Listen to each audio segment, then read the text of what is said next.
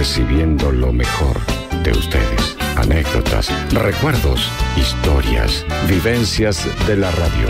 Radio Regional, viviendo juntos. Regional está con vos, en tu rostro esta canción que te habla del amor, de paz y prosperidad. Regional, regional, va con vos, te acompaña en tus sueños de un mundo mejor. Regional, va con vos.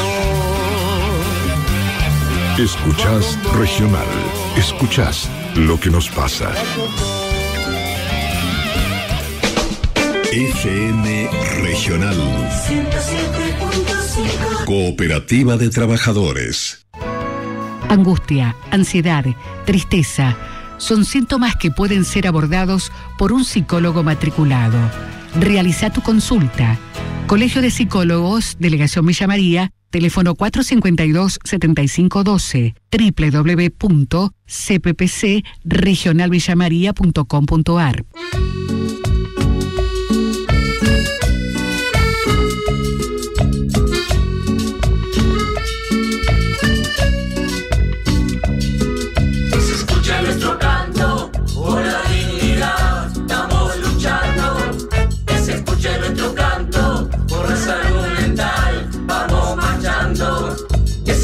Nuestro canto por la salud mental, que se escuche nuestro canto con dignidad luchar. Nos miran peligrosos, incapaces, agresivos, delincuentes, demente. Nos encierran en pastillas, anestesia nuestros sueños y salida. Nos denigran. Mírame a los ojos y déjame que te diga lo que pienso de mi vida. Mírame a los ojos y déjame que te diga lo que pienso de mi vida. Alienación es tu propuesta. Dedicación no es la respuesta. Alienación es tu propuesta. Porque es importante hablar, porque es importante mirarnos a los ojos, escucharnos, porque queremos poner en palabras muchas cosas que por ahí o se evitan o no existen, o la salud mental, la importancia de la salud mental. Para seguir defendiendo nuestro derecho a la salud integral, debemos reflexionar sobre estos temas y fundamentalmente destacar la importancia de acudir a un espacio de consulta. Proponemos entonces habilitar el debate, el pensamiento, priorizar la escucha. Yo creo, estoy convencida que de este modo contribuimos a construir una mejor comunidad, ¿no? Siempre respetando las diversidades, creo que forjaremos sociedades más tolerantes y justas. Bajo estas consignas inauguramos este ciclo hace un par de meses, auspiciado por el Colegio de Psicólogos Delegación Villa María en Radio Regional. Y en esta ocasión y con mucho gusto recibimos a Estela Inés Granja, la licenciada Tete, ahí está, porque le dicen Tete. Buen día, Tete, ¿cómo estás? Como Tete Custarón. Buen día, Mónica, ¿cómo estás? Bien, un gusto recibirte en la radio y en Villa María, porque sos de Luque, Tete. Sí, el gusto es mío, la verdad que estos espacios me parecen sumamente enseñantes y que transmiten, como decías, esto que es tan necesario, ¿no? Poner en palabras, de naturalizar muchas cuestiones por ahí que uno escucha y poder profundizar. Y también nosotros insistimos el aconsejar, el consultar a un profesional, acudir al consultorio, ¿viste? Porque hay mucho chanta suelto también. Y muchas veces con esas soluciones mágicas que hablábamos recién, o te empastillás o caes a hacerte, no sé, ¿cómo es que dicen? Constelaciones. Ese tipo de cosas que están bien, no quiero que se ofendan. Quiere mi hija una de esas, pero a veces no ayuda, lejos está de ayudar, a veces agudiza los problemas. Y bueno, lo que menos me parece, ¿no?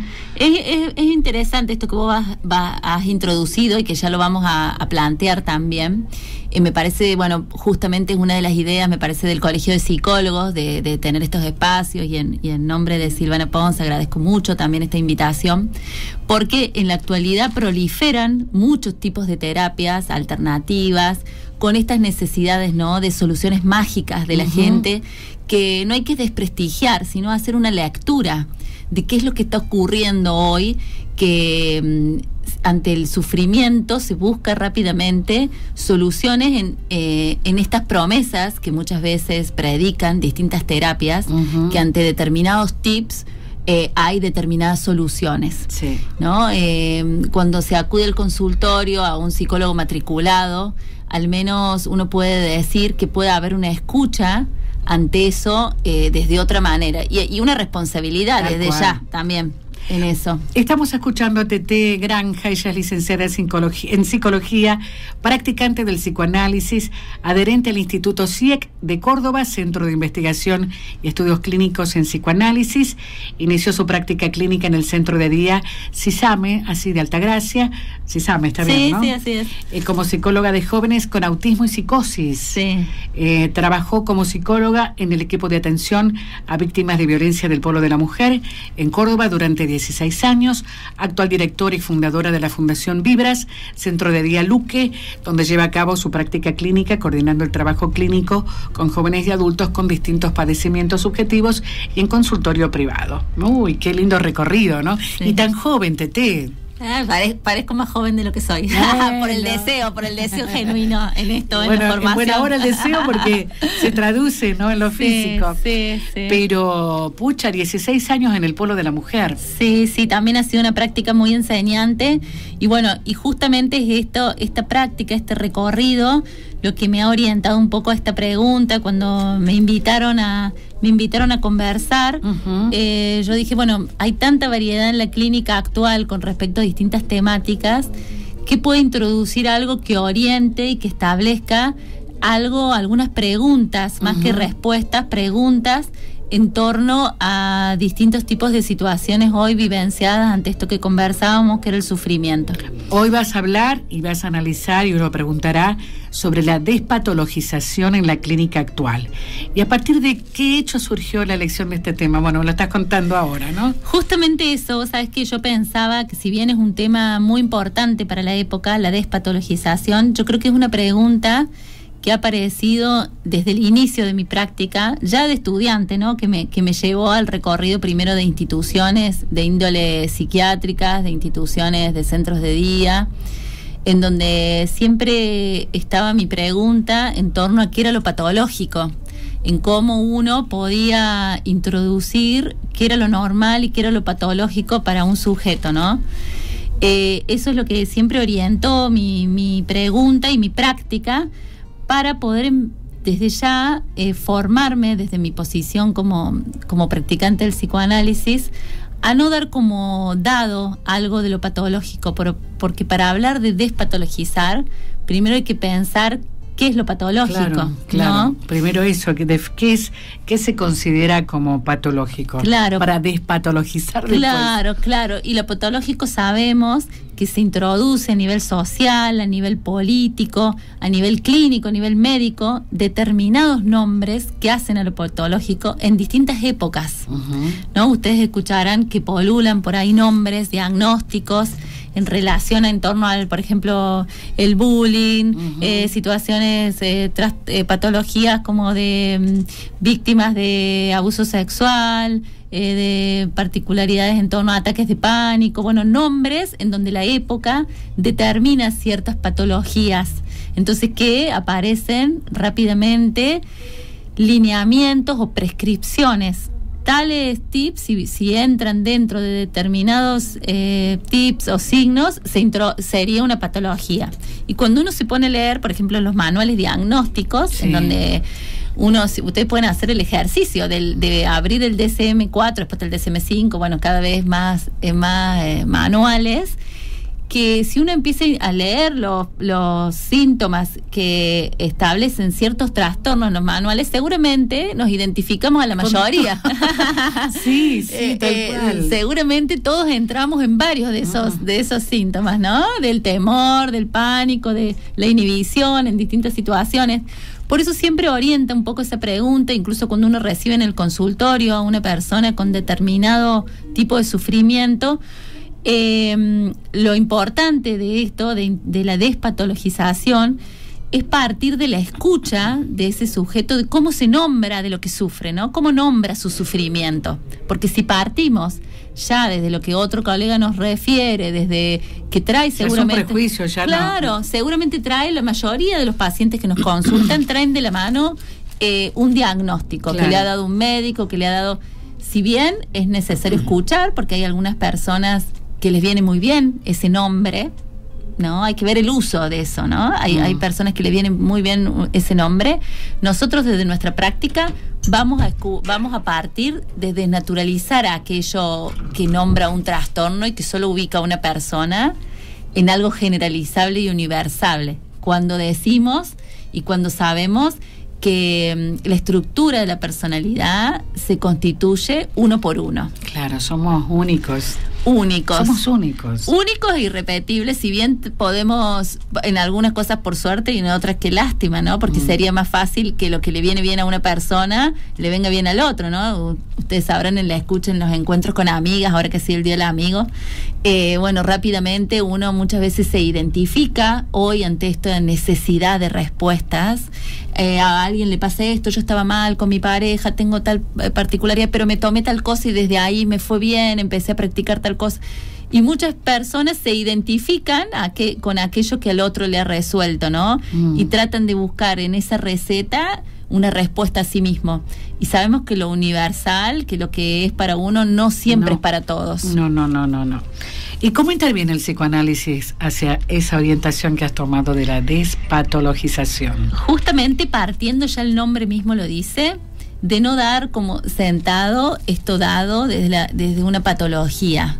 El psicoanálisis interviene con una ética propia que se nombra como la ética del bien decir. ¿Qué quiere decir, Mónica, esto, la ética del bien decir? No que hablemos bonito o con una sino nombrar bien las cosas por su nombre. Eso, que cada uno pueda nombrar aquello que le aqueja. Y uno, como psicoanalista, estar advertido de eso. ¿Cómo uno puede estar un poco más advertido de eso? Con mucha info como para poder seguirle. En su propia formación. Nosotros tenemos que formarnos en nuestro propio análisis para estar más depurado de prejuicios personales, claro, de una escucha en donde se siente identificado por la palabra del otro. Eso puede pasar también, ¿no? Eso pasa muchas veces cuando no hay una formación en torno a una práctica que tenga que ver con el análisis personal, las supervisiones de nuestros pacientes, el encuentro con la teoría. Es más difícil estar dócil a la demanda. Dócil a la demanda, ¿qué quiere decir eso que Lacan nos enseña? Quiere decir dócil a aquel sujeto que viene a consultarnos, a no tener a priori nuestros ubicados de qué es lo que le pasa al otro y de dónde va a venir, sino poder escuchar cómo se nombra aquello, ¿no? Cómo subjetiva aquello que le pasa en el cuerpo, aquello que le incide en el lazo con el otro. Hoy escuchamos mucho, Mónica, el diagnóstico del TGD, ¿no? De trastorno general del desarrollo. Todos muchos niños, con esto no quiero desprestigiar en algunos casos la importancia de ese diagnóstico y la tranquilizador para un padre, claro, en cuando se le otorga un diagnóstico, pero sí podemos escuchar que ante la necesidad de determinadas prácticas y determinadas soluciones, hay muchos diagnósticos muy precoces, en donde llegan a nuestro consultorio ya con un TGD. Claro, pero viste los padres, esa ansiedad que tiene mi hijo, viste que la ansiedad propia, ¿no? La ansiedad propia, que uno tiene que ser dócil a eso que al padre le pasa, escuchar qué le pasa a esos padres en relación a estos niños o jóvenes con estos diagnósticos hoy, y qué dice para ellos el TGD, ¿no? ¿Qué significa para cada uno eso que sufre? Porque hoy, bueno, una de las cuestiones que íbamos a conversar también y que lo vamos a ir llevando es esta cuestión que aparece en los niños. Notamos por ahí algunos síntomas que aparecen en la dificultad del lazo con el otro o en el lenguaje en los niños, y donde aparece rápidamente el diagnóstico del TGD o el autismo ante eso. Si bien hay casos de autismo, si bien hay casos, no hay que apresurarse, porque a lo mejor obturamos una pregunta en torno a lo mejor una depresión infantil, claro, o un caso de sufrimiento en torno a algún lazo, alguna fobia que esté ocurriendo. No dar como dado, digamos. Mira, el otro día en Morphy, mira lo que te digo, un niño, no sé si lo viste, que tiene el diagnóstico, tiene un nivel de autismo, pero... Y él lo contaba. Ajá. No hablé hasta los 3 años. Y de repente empezó cantando. O sea, es maravillosa la mente también, sí, ¿no? Y cómo él socializa. Estaba con el hermano, pero que fue el elegido de Abel Pintos, ¿no? Cuando subió a un escenario y lo escuchas cantar y hablar, es un ser, todos somos distintos, pero él tiene la habilidad del canto, ¿no? Él no podía hablar y arrancó socializando cantando. Ahí está, es una maravilla. Bueno, esa es la vía que vos traes, esa es la vía a la que vos lo decís, mirá, tan sencillamente y hermosamente. Por esa vía es la que vamos, ¿no? Despatologizar implica cómo se le ha arreglado cada sujeto para hacer con el lazo. Más allá de que puede tener un diagnóstico de autismo, pero que no el diagnóstico impida observar eso. Lo dijo normal y sin complejos. Eso. ¿Cómo podemos convivir con el otro con la rareza de cada uno? Que todos lo tenemos, ¿no? Todos tenemos nuestras propias rarezas.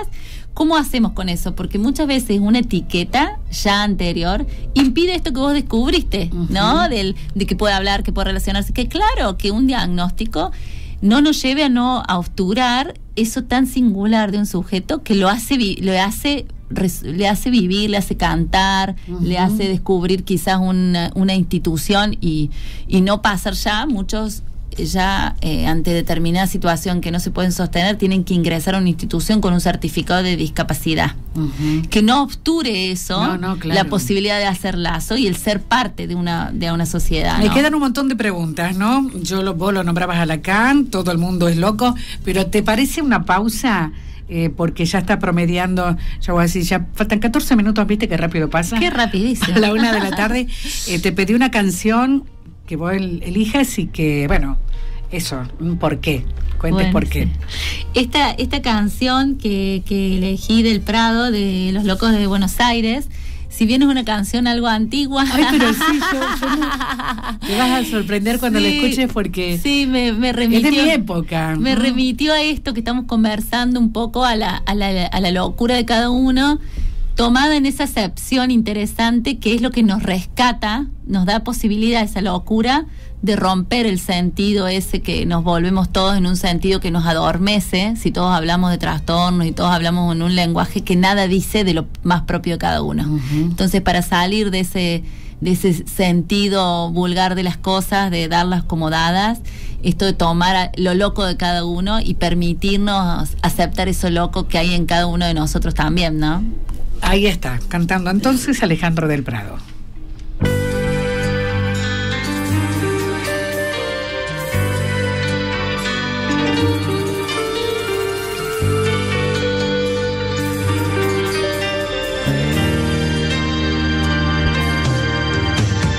Uno está solo y espera, otro cree a su manera, otro ciego en su locura y otro que no vive dura. La ciudad los ama y que uno quedó en el 40, otro no, ya está de vuelta. Otro que las sabe todas y otro reza a toda hora. La ciudad los ama y que los locos de Buenos Aires, latiendo por todas partes, llenando de sol la noche con su fuerza, con su arte, andan sueltos por la vida con su fe, su fantasía. Cuidado con esa gente, no se sabe qué pretende.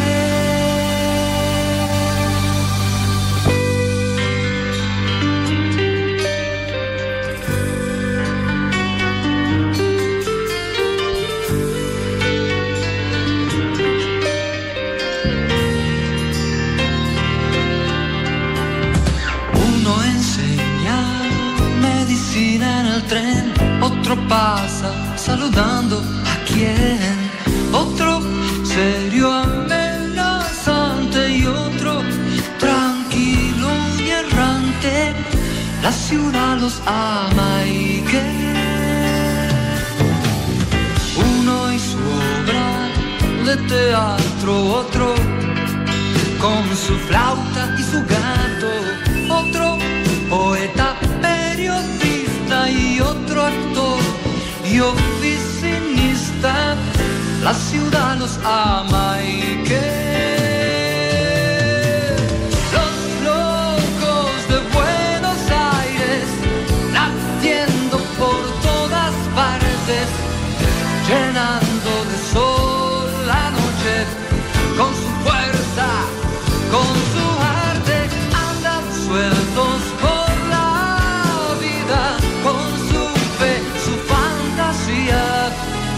Cuidado con esa gente, no se sabe qué pretende.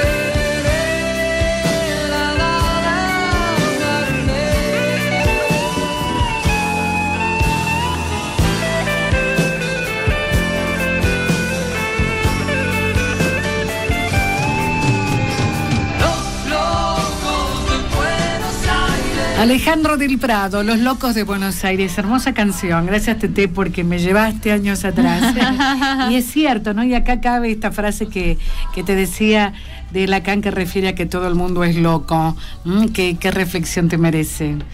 Parece que es una frase que nos orienta a la clínica actual, ¿no? Nos orienta a esto de que no está, como dice Alejandro del Prado, no está tan claro el límite entre la locura y el que no, sino lo que quiere decirnos Lacan, y que después Miller lo toma, digamos, en su brújula hacia la clínica, es escuchar esto de que todo el mundo delira un poco. Hay algo del delirio de por sí, en la neurosis, en la psicosis, en las distintas estructuras clínicas, y hoy se puede seguir ya hablando de estructuras. La patología te iba a decir yo, pero no, se habla de estructuras clínicas, claro, y de sufrimientos.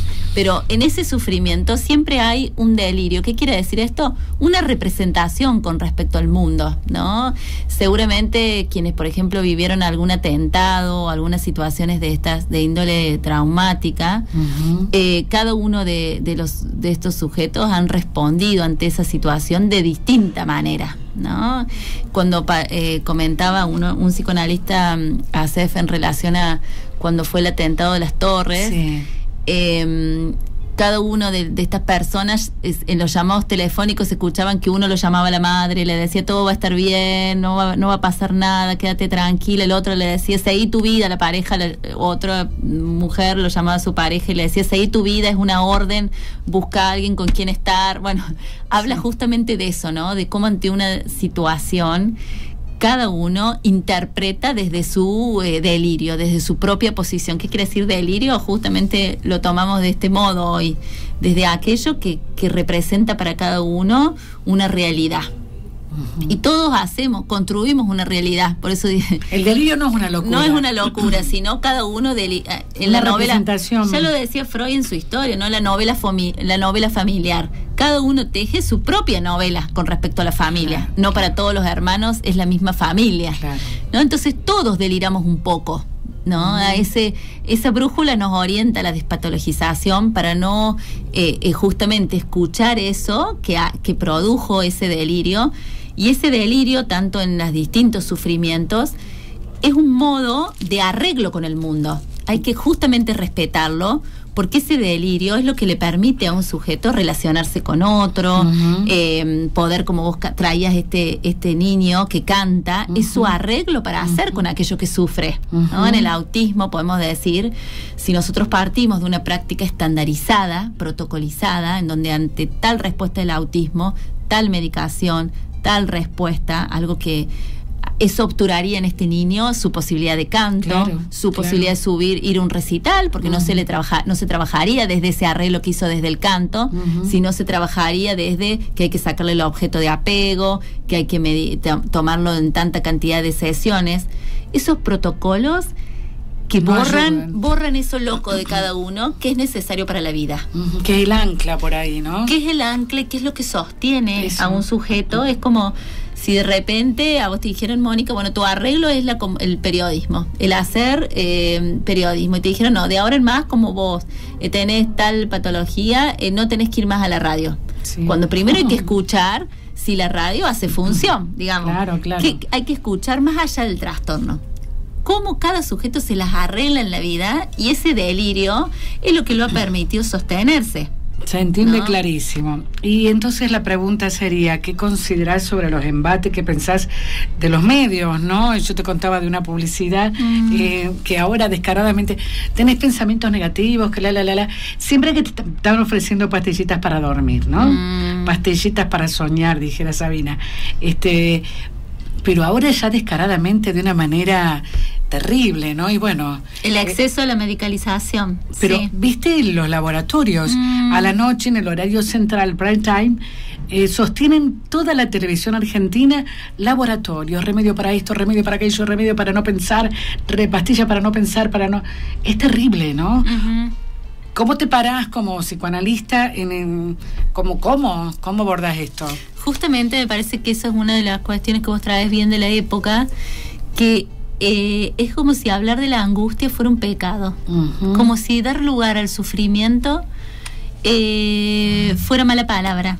Hoy las prácticas que generalmente en lo social hay un empuje a esto, ¿no? Al consumidor, a que se le promete que ante determinado objeto va a ser feliz, ¿no? Sí. A la búsqueda de felicidad absoluta, o viaja, todas las publicidades, viaja ante tal cosa y te va a ir muy bien, sé feliz ante tal, esto que vos decís, la medicación, ante tal angustia, tal respuesta, esto que nos empuja a la época a los resultados rápidos y eficaces.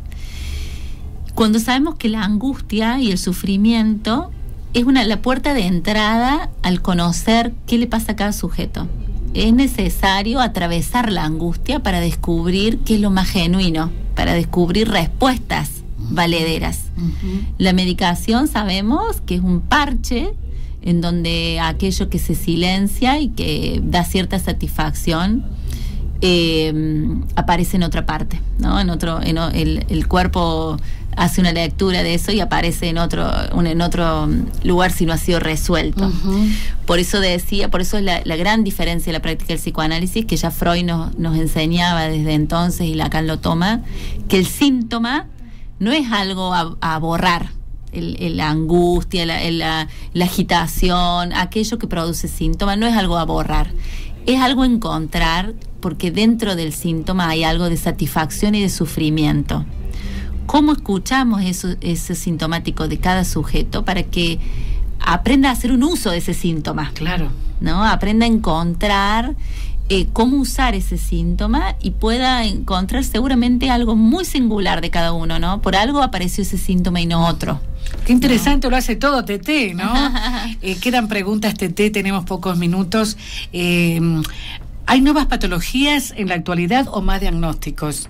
Bueno, esa es una de las preguntas importantes, porque justamente si hablamos de despatologizar, hablamos de modos de sufrimiento desde el psicoanálisis, y consideramos que hay en esto, ¿no?, que veníamos diciendo, hay otros modos de sufrimiento distintos que marcan la época y las características sociales de hoy. Entonces el individuo no es ajeno a lo social, aparecen otros tipos de síntomas y distintos modos de hacer lazo, ¿no? Como las situaciones que hablan de la agresividad, que nos atraviesan, violencia. Estas cuestiones de violencia actuales hablan de un sufrimiento distinto hoy en los niños, en sus cuerpos, en su no palabra, en el uso de los dispositivos, ¿no? Y en la dificultad de encuentro con otro.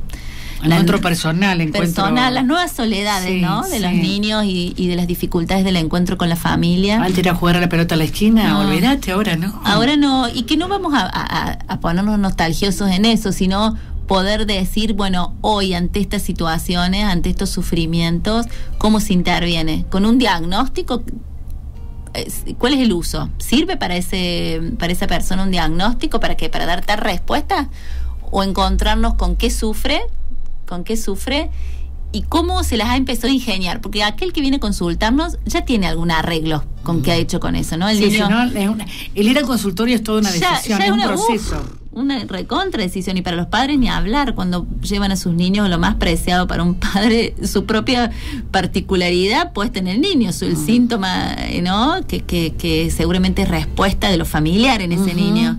Entonces, cuando vienen a la consulta, uno tiene que escuchar qué arreglo le ha sido posible hasta ahora para poder hacer, ¿no? Cómo se las ha ido arreglando, para que ese nombre, que seguro ya viene dado por la maestra o por alguien con necesidad de nombrar, como todas las personas nos pasan, que necesitamos darle un nombre a lo que le pasa, que pueda, en la práctica de la experiencia analítica, ir más allá de la identificación a ese nombre para hacer un nombre propio. Clarísimo. Clarísimo. Te escuchaba hablar y te pregunto, porque desde ya, pero para que lo digas, ¿cuál es la diferencia entre hablar de déficit o trastorno y modos de sufrimiento? Bueno, esto, ¿no? Justamente, que es algo a mí lo que me ha llevado justamente a ser practicante dentro de las instituciones, y hoy a armar un grupo de atención a sujetos con distintos padecimientos en una institución, es aprender eso.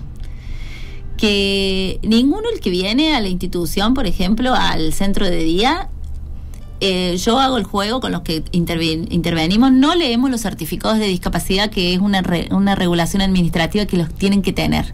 Nosotros nos permitimos escuchar desde inicio en nuestros ateneos clínicos por qué habita la institución, qué hace que venga a este lugar, a este dispositivo y no a otro, con quién hace lazo esa persona que viene al centro de día, por qué necesita, y si lo necesita, al dispositivo de trabajo. ¿Qué le favorece más? ¿El taller de canto, el taller de arte? ¿Con qué objeto?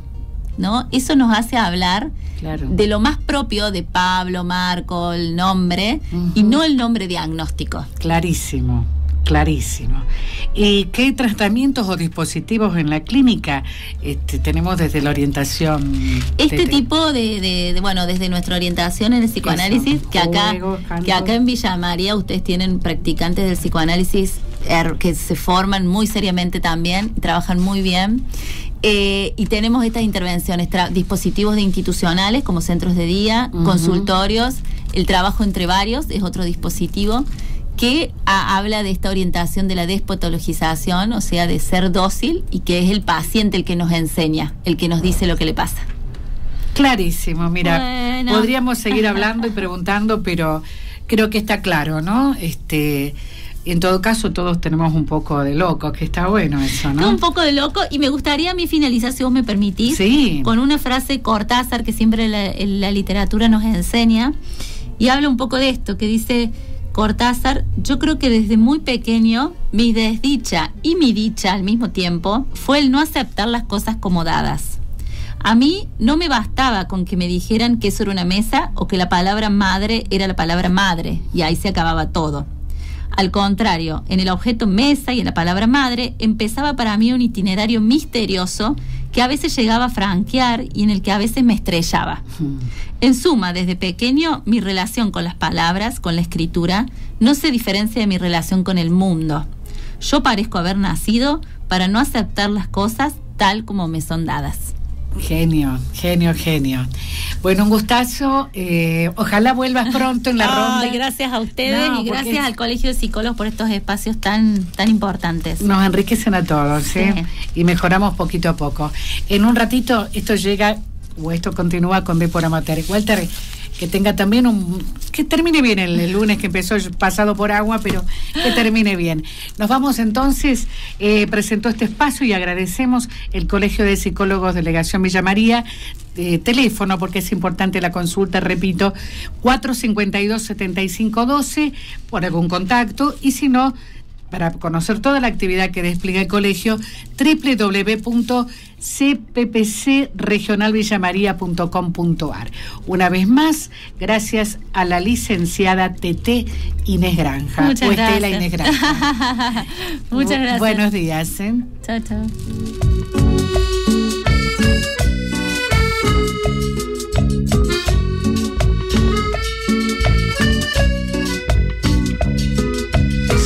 Nuestro canto por la dignidad, estamos luchando.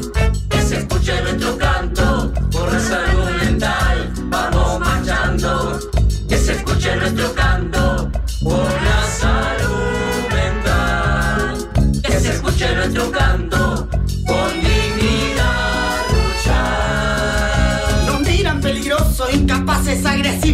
delincuente, demente.